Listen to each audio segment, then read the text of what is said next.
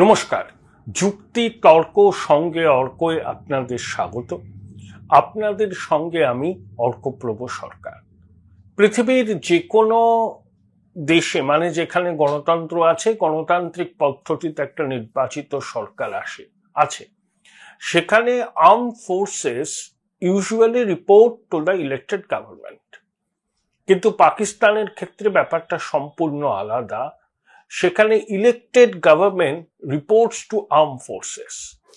মানে ইসলামাবাদ রাওয়ালপিন্ডিকে রিপোর্ট করে যে কিভাবে কি সরকার চলছে। রাওয়ালপিন্ডি মানে জিএইচকিউ, পাকিস্তান আর্মির জেনারেল হেডকোয়ার্টার। অর্থাৎ পাকিস্তানে যা চলে সেটা হচ্ছে ফৌজিক্রেসি। সেখানে না আছে গণতন্ত্র, না আছে মত প্রকাশের স্বাধীনতা, এবং ধর্মীয় সংখ্যালঘুদের যে কি নিদারুণ অবস্থা আপনারা সেটা জানেন। এবং স্বাধীনতার জন্মলগ্ন থেকে পাকিস্তান ভারতের সঙ্গে ছায়াযুদ্ধ করেছে। 48 সালে হানাদার বাহিনী পাঠিয়েছিল, তারপর 4টে যুদ্ধ করেছে, 65-তে, 71-এ, আর আপনার কার্গিল, এই নিয়ে 3টে, আর 48-এর হানাদার বাহিনীর আগ্রাসন নিয়ে 4টে। প্রত্যেকটা যুদ্ধে পাকিস্তান হেরেছে এবং পূর্ব পাকিস্তান হাতছাড়া হয়ে স্বাধীন বাংলাদেশ রাষ্ট্র গঠন হয়েছে। কিন্তু তা সত্ত্বেও পাকিস্তান এস্টাবলিশমেন্টের এবং সেখানকার নাগরিকদের যে অংশ ভীষণ রকম র্যাডিক্যাল, তারা হিন্দুস্তানের বিরুদ্ধে হাজার বছর ধরে যুদ্ধ চালিয়ে যেতে দৃঢ় সংকল্প। পাকিস্তানের 3বারের নির্বাচিত প্রধানমন্ত্রী, পাকিস্তান মুসলিম লীগ নওয়াজের প্রতিষ্ঠাতা নওয়াজ শরীফ 27 এপ্রিল লাহোরে তার ভাই, বর্তমানে পাকিস্তানের প্রধানমন্ত্রী শাহবাজ শরীফের সঙ্গে দেখা করেছেন। শাহবাজ শরীফ তাকে ব্রিফ করেছেন যে পেহেলগামের ঘটনার পর পাকিস্তানের অবস্থান কি। সেখানে নওয়াজ শরীফ বলেছেন যে এই পাকিস্তানের উচিত কূটনৈতিকভাবে বিষয়টা নিষ্পত্তি করা, ভারতের সঙ্গে কথা বলে এই স্টেলমেটটাকে রিজলভ করা। নওয়াজ শরীফ বোধহয় এখনো ভাবেন যে পাকিস্তানে একটা গণতান্ত্রিক সরকার আছে। তার এই ভাবনায় বিসমিল্লাহ গলদ আছে, কারণ পাকিস্তানে একটা গণতান্ত্রিক সরকার বলে যেটা আছে সেটা আদৌ গণতান্ত্রিক পদ্ধতিতে নির্বাচিত নয়। সেনার সাহায্যে রিগ পোলের মাধ্যমে এই সরকারটিকে প্রতিষ্ঠিত করা হয়েছে এবং এই সরকারের পূর্ণ নিয়ন্ত্রণ আছে সেনাবাহিনীর। তাই নওয়াজ শরীফ যতই তার ভাইকে সদুপদেশ দিন না কেন, শাহবাজ শরীফ মনে প্রাণে ভারতের সঙ্গে কূটনৈতিক সম্পর্ক উন্নতি করতে চাইলেও পাকিস্তানের ডিপ স্টেট, রাওয়ালপিন্ডির জেনারেল হেডকোয়ার্টার এবং সুন্নি সেনাবাহিনীর শিয়া প্রধান আসিম মুনির চান না। তিনি চান হিন্দুস্তানের বিরুদ্ধে লড়াইয়ের জিগির তুলতে, প্রয়োজনে লড়াই করতে।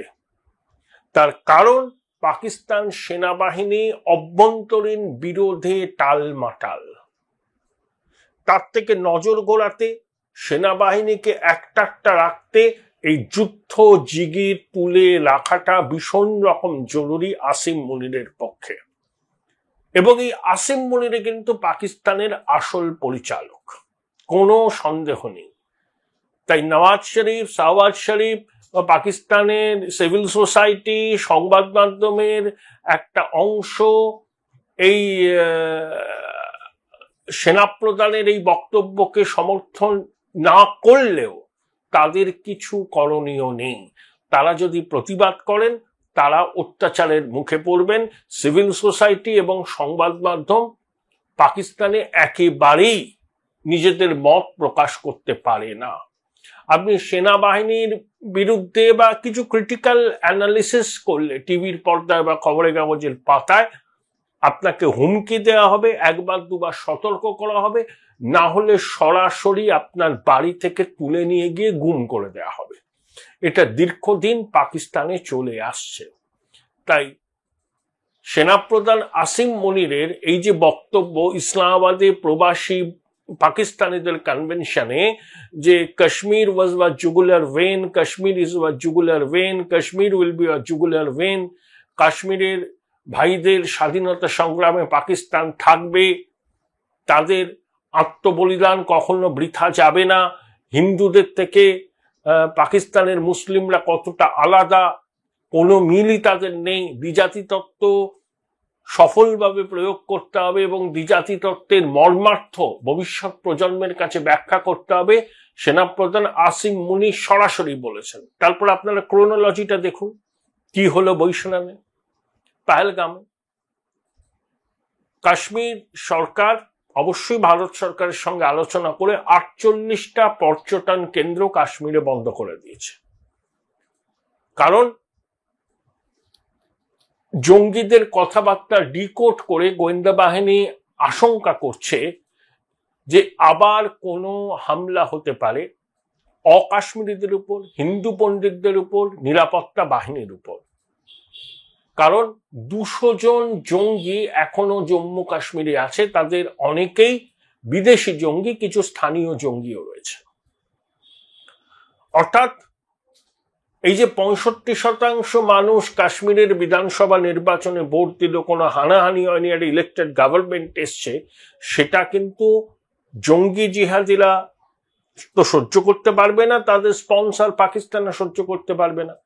জম্মু কাশ্মীরে যদি একটা শান্তিপূর্ণ নির্বাচনের মাধ্যমে সরকার হয়, সেখানে পর্যটকরা আসতে শুরু করেন, কাশ্মীরের মানুষ 2 পয়সার মুখ দেখেন, তারা ধীরে ধীরে এই জঙ্গি জিহাদিদের থেকে মুখ ফিরিয়ে নেবে। এটা জঙ্গি জিহাদিরা কখনোই চায় না, তাদের মদতদাতা পাকিস্তানও চায় না। সেই জন্যই পেহেলগামে পরিকল্পিত হামলা হয়েছে এবং এরকম হামলা ভূস্বর্গে আরো ঘটতে পারে বলে আশঙ্কা করা হচ্ছে। কিন্তু একটা সময় ধরুন যখন মাধুরী দীক্ষিত, তার একদম টপ ফর্মে, একটা স্লোগান খুব জনপ্রিয় হয়েছিল, মাধুরী দে দো কাশ্মীর লে লো। মাধুরী তখন ডিভা, এই স্লোগানও কিন্তু পাকিস্তানের মানুষ তুলেছে। কিন্তু আজকে দেখুন পরিস্থিতি সম্পূর্ণ অন্য। তার কারণ মস্তিষ্কে ঘৃণা ভরে দেওয়া হয়েছে পাকিস্তানের এই নতুন প্রজন্মের অনেকের মধ্যে। বলা হচ্ছে তোমরা যদি আত্মঘাতী হও, জেহাদে তোমরা যদি প্রাণ দাও, তাহলে স্বর্গে গিয়ে অসীম সুখের সন্ধান পাবে, সুন্দরী হুরদের সঙ্গে তোমরা বিবাহ বন্ধনে আবদ্ধ হতে পারবে। এইভাবে মগজ তোলাই হয়েছে। আর আপনার যদি কেউ যদি নিজেকে মনে করে যে আমার কাছে জীবনের কোনো মূল্য নেই, আমি নিজেকে উড়িয়ে দেব, তাকে আপনি আটকাবেন কি করে? আমি একটা খবর দেখলাম যে পাকিস্তানের জেলে এক কুখ্যাত অপরাধী, তার ফাঁসির সাজা হয়েছে, তাকে আইএসআই মুক্ত করে দিয়েছে, বলেছে ঠিক আছে তোমার ফাঁসির সাজা হবে না, তুমি কাশ্মীরে ঢুকে খুন করো। তা যে ফাঁসির সাজা প্রাপ্ত যে অপরাধী, সে তো জানে তার ফাঁসি হবে, তার সামনে তার কোনো পথ নেই বাঁচার। যখন তাকে এই অফারটা দেওয়া হয়েছে, সে সেটা সাগ্রহে নিয়ে নিয়েছে এবং ঢুকে গেছে জঙ্গি হিসাবে, বেসিক অপরাধী। তারপর তার সামনে আর কোনো পথ খোলা নেই। আইএসআই সেনা যে কথা বলেছে সেটাকেই সে অক্ষরে অক্ষরে শুনেছে। এই ধরনের লোকজনও কিন্তু আছে বিদেশি জঙ্গি হিসাবে। অর্থাৎ সিচুয়েশন খুব টেন্স। দেখুন ভারত প্রত্যাঘাত করবে, কবে করবে, কিভাবে করবে সে সম্পর্কে আমার জানা নেই, কারোরই জানা নেই। অনেক কথা লেখা হচ্ছে, যুদ্ধ একটা ভাব তৈরি হয়েছে। আমি বললাম না, টেলিভিশন নিউজ রুমটা ওয়ার রুমে কনভার্ট হয়েছে। কিন্তু তারা যতই চেঁচান, যতই নানা রকম ব্যাখ্যা দিন, ভারত সরকার কি করবে সেটা গুটি কয়েক ব্যক্তি ছাড়া কেউ জানে না। ভারত সরকার প্রত্যাঘাত করবে এবং সেটা তাকে করতে হবে, কারণ অভ্যন্তরীণ জনমত প্রবল চাপ দিচ্ছে ভারত সরকারের উপর ডিসাইসিভ কিছু করার। এবং দেখুন এখন যদি ভারত সরকার কোনো পদক্ষেপ না নেয়, জঙ্গি জেহাদিরা আশকারা পাবে এবং ভবিষ্যতে তারা আবার এই ধরনের ঘটনা ঘটাবে। পাকিস্তানের সঙ্গে আমান কি আশা আমাদের নেই। যতদিন না পর্যন্ত জঙ্গি জেহাদিদের নিকেশ করা যায় ততদিন পর্যন্ত আমাদের প্রতিবেশী দেশের সঙ্গে সম্পর্কের কোনো উন্নতি হবে না। কেন্দ্রীয় স্বরাষ্ট্রমন্ত্রী অমিত শাহ যেমন একটা টার্গেট দিয়েছেন যে 2026 মার্চের মধ্যে দেশ মাওবাদী মুক্ত হবে, আমাদের সেই রকম রেজলিউশন নিতে হবে যে সব ধরনের সন্ত্রাস, ইসলামী সন্ত্রাস আমরা এই নির্দিষ্ট সময় সীমার মধ্যে সম্পূর্ণভাবে নিশ্চিহ্ন করব। আর কোথাও ইসলামী সন্ত্রাসের ফল ভারতবাসীকে ভুগতে হবে না। এর জন্য দরকার সংকল্প এবং রাজনৈতিক ঐক্যমত্য। দেখুন 63,000 কোটি টাকা বরাদ দেওয়া হয়েছে ড্যাসো এভিয়েশনকে। তারা বিমান বাহিনী তারা আমাদের নৌবাহিনীর জন্য রাফাল যুদ্ধ বিমান দেবে 26টা, তার মধ্যে 22টা বোধহয় 1 সিটার আর 4টে হচ্ছে 2 সিটার। ট্রেনিং হবে, যন্ত্রাংশের কাজ মানে ম্যানুফ্যাকচারিংটা এদেশে হবে এবং 2029-30 সালের মধ্যে আরো 26টা রাফাল বিমান ভারতীয় নৌবাহিনীর জন্য চলে আসবে। তাহলে ভারতের কাছে তখন থাকবে 62টা রাফাল বিমান। প্রধানমন্ত্রী বারবার করে বলছেন যে মুহূর্তর জবাব দেওয়া হবে আতঙ্কবাদীরা এবং তাদের ফ্যাসিলিটেটররা এমন জবাব পাবেন যেটা তারা কল্পনাও করতে পারছেন না। এবং দেশ জুড়ে একটা সার্বিক ঐক্যমত্য হয়েছে, তারা সরকারকে চায় সরকার পদক্ষেপ করুক, এমন অ্যাকশন নিক যাতে জঙ্গি জেহাদিরা এবং তাদের মদতদাতারা বুঝতে পারে ভারতকে এভাবে রক্তাক্ত করার চেষ্টা হলে তাদের ভিটে মাটি কিছুই আর থাকবে না। যতটুকু জমি তাদের পায়ের তলায় এখন আছে সেই জমি কিন্তু কেড়ে নিতে হবে। এটা হচ্ছে সুবর্ণ সুযোগ। এই যখন পরিস্থিতি, তখন দেশের প্রধান বিরোধী দল কংগ্রেসের অনেক নেতা অনেক রকম কথা বলছেন।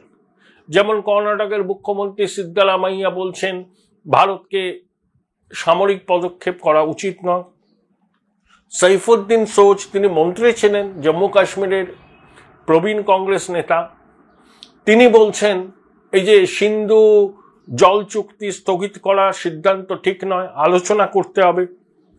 আবার মহারাষ্ট্রের এক কংগ্রেস নেতা বলেছেন যে বেছে বেছে ধর্ম পরিচয় জেনে জঙ্গিরা খুন করেছে, এটা তিনি বিশ্বাস করতে রাজি নয়। মণিশঙ্কর আয়ার বলেছেন যে কাশ্মীরের সমস্যাটা হচ্ছে আনফিনিশড এজেন্ডা অফ পার্টিশন। নানা রকম কথা। এবং তার মধ্যে কংগ্রেস তো ইন্টেলিজেন্স ফেলিওরের কথা বলছে। ইন্টেলিজেন্স ফেলিওর তো আছে, কিন্তু আমার সব থেকে ভালো লেগেছে শশী থারুরের কথা। মোসাদ পর্যন্ত সবসময় 100% নির্ভুল তথ্য দিতে পারে না, এবং মোসাদের খ্যাতি তো বিশ্বজোড়া। তাহলে ইন্টেলিজেন্স ফেলিওর হতে পারে, সব খবর সবসময় নাও থাকতে পারে।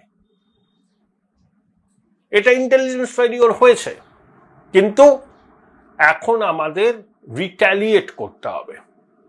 সেই রিট্যালিয়েটটা কিভাবে হবে সেটা সরকারকে স্থির করতে হবে। এখন দরকার ঐক্যমত্য।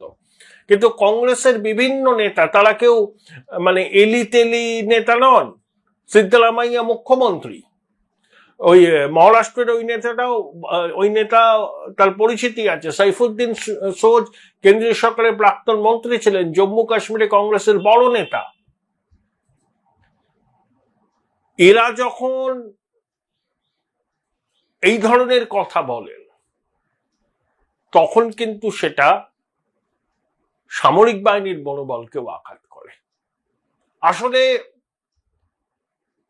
দীর্ঘকাল ধরে এই ইকোসিস্টেম সবসময় আমান কি আশা করে এসছে। তারা পাক জঙ্গিদের হামলার পরেও অনেক সময় প্রতিবাদ করেছে, মৃদু স্বরে করেছে। যেরকম বলিষ্ঠ প্রতিবাদের দরকার অতীতে তারা করেনি। তারা ভাবে এই ইসলামী জঙ্গিদের বিরুদ্ধে খুব সরব হলে তাদের ভোট ব্যাংক ক্ষতিগ্রস্ত হতে পারে, এবং মণিশঙ্কর আয়ারের ভূমিকা তো আমরা জানি। Join Indian Institute of Hotel Management now. Right choice, right decision. তিনি বিভিন্ন সময় বিভিন্ন রকম কথা বলেছেন এবং অনেকাংশেই সেই কথাগুলো কোনোভাবেই সমর্থনযোগ্য নয়। কংগ্রেসের বহু নেতাও সমর্থন করেন না।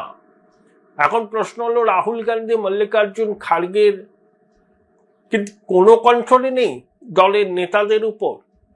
না হলে এই কঠিন পরিস্থিতিতে প্রধান বিরোধী দলের দায়িত্বশীল নেতারা কিভাবে এই ধরনের কথা বলেন?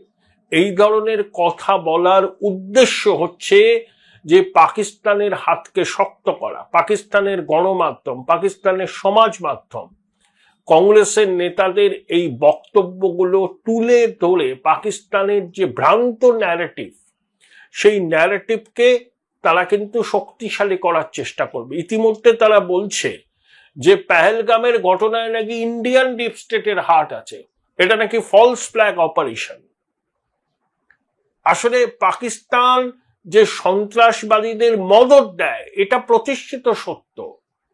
টেররিজম, এক্সট্রিমিজম এন্ড অর্গানাইজড ক্রাইমের এপিসেন্টার পাকিস্তান, এটা সারা বিশ্ব জানে, নতুন কিচ্ছু নেই। আমরা তথ্য প্রযুক্তি রপ্তানি করি, পাকিস্তান রপ্তানি করে হচ্ছে সন্ত্রাসবাদ। আমাদের জিডিপির পরিমাপ হয় সার্বিক বৃদ্ধি দিয়ে, পাকিস্তানের জিডিপির পরিমাপ হয় মৌলবাদ দিয়ে। এবং পাকিস্তানের আর্মি নিজের অস্তিত্ব বাঁচাতে, দেশবাসীর কাছে তারা এখন ভিলেন। তারা এই পরিকল্পনা করে যুদ্ধের পরিস্থিতি তৈরি করেছে। পেহেলগামের হামলার পিছনে রয়েছে পাক সেনা এবং আইএসআই এর মদত, কোনো সন্দেহ নেই। এখন পাকিস্তান আন্তর্জাতিক তদন্তের কথা বলছে, সময় কেনার। এই যে উড়ি পাঠান করে তো পাকিস্তানের আইএসআই এর প্রতিনিধিরা এসেছিল, আমরা তাদেরকে অ্যালাউ করেছিলাম, সরজমিনে তারা দেখে গেছেন, কিন্তু পাকিস্তান আমাদের এনআইএ কে তাদের দেশে অ্যালাউ করেনি। মুম্বাই হামলার পিছনে যে পাক জঙ্গিরা ছিল তা নিয়ে কি কারো সন্দেহ আছে?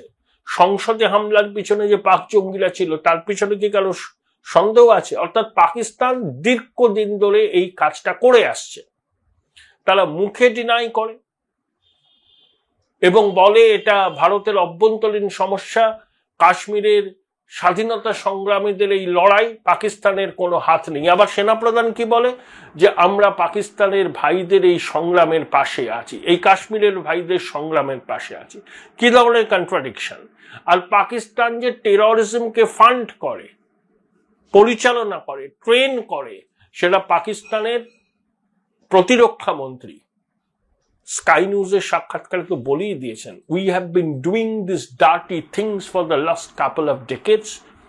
এরপরেও কি পাকিস্তানের ভূমিকা নিয়ে কারুর মনে কোনো সংশয় থাকতে পারে? এই প্রেক্ষিতে ভারতের প্রধান বিরোধী রাজনৈতিক দলের অনেক নেতার যে বক্তব্য, সেই বক্তব্য কিন্তু পাকিস্তানের ন্যারেটিভকেই শক্তিশালী করবে। আমি জানি না এই কঠিন পরিস্থিতিতে এই ধরনের মন্তব্য তারা করছেন কেন। তারা কি দেশকে দুর্বল দেখতে চান? তারা কি সীমান্ত পারের দেশের সেনাবাহিনীর হাতকে শক্তিশালী করতে চান? ভোট ব্যাংককে তুষ্ট করার স্বার্থে তাদের এই ধরনের কথা কংগ্রেস নেতৃত্বকে তো দর্থহীন ভাষায় কন্ডেম করতে হবে, দল থেকে বহিষ্কার করুন। কংগ্রেস কি বলছে? আমাদের মুখপাত্ররা যেটা বলবেন সেটাই আমাদের দলের অবস্থান, এর বাইরে কে কি বলল সেটা দলের অবস্থান নয়, ব্যক্তিগত বিষয়। তাহলে সিদ্দারামাইয়া, সাইফুদ্দিন সোজ, মহারাষ্ট্রের ওই নেতাকে আপনারা শোকজ করুন, সিদ্দারামাইয়াকে অপসারণ করুন কর্ণাটকের মুখ্যমন্ত্রী হিসাবে, যে তিনি কঠিন পরিস্থিতিতে এমন কথা বলছেন যেটা পাকিস্তানের ন্যারেটিভকে শক্তিশালী করে। পদক্ষেপ নিন। শুধু স্তোক বাক্যে আর ভোলার সময় এটা নয়। কংগ্রেস এক্সপোজড হয়ে যাচ্ছে। যখনই কোনো সংকট হয় তখন কংগ্রেস কখনো সেনাবাহিনীর মরালকে ডাউন করে, কখনো এমন এমন বক্তব্য দেয় যখন পাকিস্তানের ন্যারেটিভই শক্তিশালী হয়। এই প্রবণতা দীর্ঘদিন ধরে চলছে, এর কিন্তু থামার কোনো লক্ষণ নেই। শুধুমাত্র ভোট ব্যাংকে তুষ্টিকরণের জন্য তথাকথিত ধর্মনিরপেক্ষ দলের নেতাদের এই নির্লজ্জ মিথ্যাচার প্রধান বিরোধী দল সম্পর্কে দেশের মানুষের মনে প্রচুর প্রশ্নের জন্ম দেবে।